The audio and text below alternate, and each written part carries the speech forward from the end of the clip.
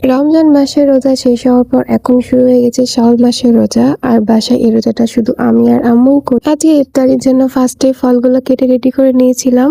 আর যেহেতু শুধু আমি আর আম্মুই রোজা করবো, সেজন্য আলাদা করে প্লেট করি নাই, একসাথে সবগুলো মাখিয়ে নিব। এখানে ফার্স্টে কয়েকটা পেঁয়াজু ভেঙে নিব। আর মুড়ির ভিতরে পেঁয়াজুটা আমার খুব বেশি পছন্দের। এইভাবে এক এক করে কয়েকটা পেঁয়াজু ভেঙে নিব। পেঁয়াজুগুলো ভাঙা শেষ করে এর ভিতর দিয়ে দিলাম অনেকটা পরিমাণে ছোলা, শসা কুচি আর মরিচ কুচি। পরে মুড়িটা খুব ভালো করে মাখিয়ে নিয়েছিলাম। ইফতারি আর মাত্র 5 মিনিট বাকি আছে। পরে আজান দেওয়া শুরু হয় আর একটা খেজুর দিয়ে আমার রোজাটা সম্পূর্ণ করলাম। খেজুর খাওয়ার পরে এরপরে নিয়ে নিয়েছিলাম একটু মুড়ি। রমজান মাসে এবার মুড়ি মাখাটা খুব একটা খাওয়া হয় না। এরপরে নামাজ শেষ করে আমি বসে গেছিলাম একটা মিষ্টি নিয়ে। এগুলোকে আমরা প্যারা বা পাতা মিষ্টি বলি। এই মিষ্টিগুলো কিন্তু খেতে অনেকটা মজার। তোমরা এই মিষ্টিগুলোকে কে কি নামে জানো অবশ্যই আমাকে বলে যাবা। এরপরে খেয়েছিলাম ডাবের আঁশ। ডাবের পানির থেকে ডাবের আঁশগুলো আমার বেশি পছন্দ।